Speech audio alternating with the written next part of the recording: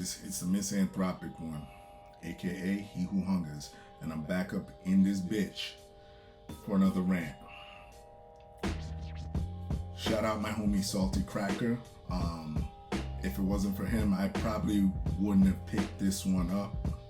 Go over to his channel, tell him that the misanthropic one sent you. Afroman, those of you might know him, some of you who don't. This dude has been around for a while. I remember, what was it, 2003, maybe 2004, he had a song called Cause I Got High.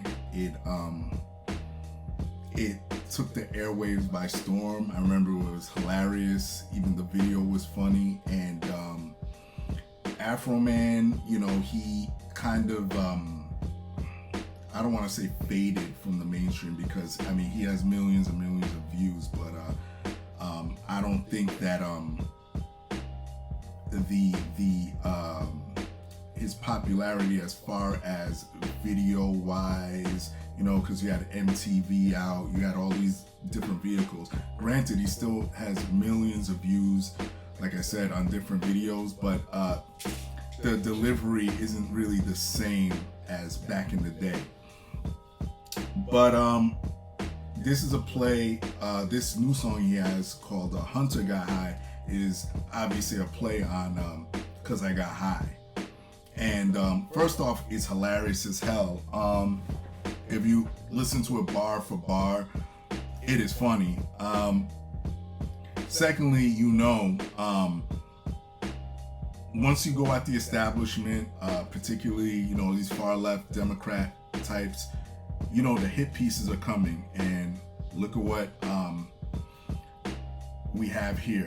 Afroman makes sad pivot to conservative hip hop with Hunter Got High diss track, full of tired references, lacking passion, and accompanied by one of the worst music videos you would ever see. Well, based off of the headline and the byline, let's go look and see how bad, quote unquote, how bad it is. So I'm gonna switch over to the video, and we can slide down for a minute. It's at 50K upvotes with 484 downloads. So, you know, people are gravitating towards it, all right? And, you know, when you see titles like this of these articles, you can obviously tell they're hit pieces, but usually when I see things like this, this usually tells me that it is good. Sort of like the whole Rotten Tomatoes thing that goes on nowadays. Rotten Tomatoes, the film critic site where people are allowed to well, let me not say allowed, because they don't do that anymore, but you can go on there and basically vocalize how you feel about a certain movies and this and that. So usually the metric nowadays with like Rotten Tomatoes is if the critics say it's good and the people hate it, it's usually a bad movie. Now, vice versa, if the critics hate it and the people love it, is usually a good movie. And usually I apply a similar metric to these type of things. When you see it makes a sad pivot over to conservative hip hop, okay? Usually nowadays, conservative is looked at as quote unquote, oh, you're a bad guy, and oh, it's a sad pivot. I mean, you gotta read this article. I'm not gonna go into all of it because of time constraints. I don't wanna sit here and talk too much, but let me just show you one thing.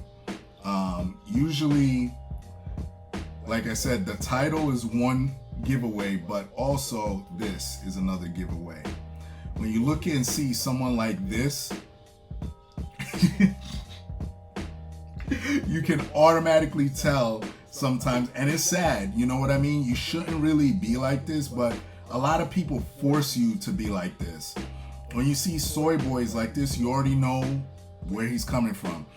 And it really annoys me because, you know, people like this will kind of act like they're so moderate, like they're middle of the road and all of this stuff, but they're really not, because number one, they won't ever criticize the far left, and number two, there's so much humor there, obviously, because Afroman was able to make a song out of it.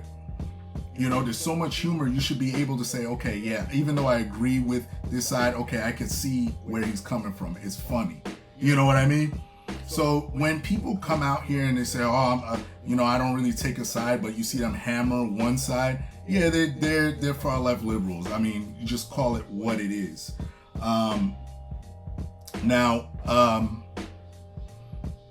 This dude was also saying really quick in this article that this was released via BAST Records. I checked it out. I checked out BAST Records, and basically it's a record label that's the counterculture to cancel culture. That's what they say. And you know, it's so sad that nowadays, just in order to have free speech and not be canceled, that's considered conservative. If that's the case, I'm all in on that. I totally agree with BAST Records, and much love to them. Now, is Afroman a conservative? I've never really heard him say, yeah, you know, I'm a conservative or whatnot. I know he has or had some type of presidential run, or he's running for some high office. I don't know how far that's gonna get. But I'll say this, I would assume that, and I don't want to speak for the dude, I'm just making a light assumption. I would assume that a guy that smokes weed don't want the government in his ass constantly. I think that's a safe assumption. Or maybe, I don't know if he sells it illegally. I don't think he wants the government in his pocket or in his ass constantly. I'm just saying.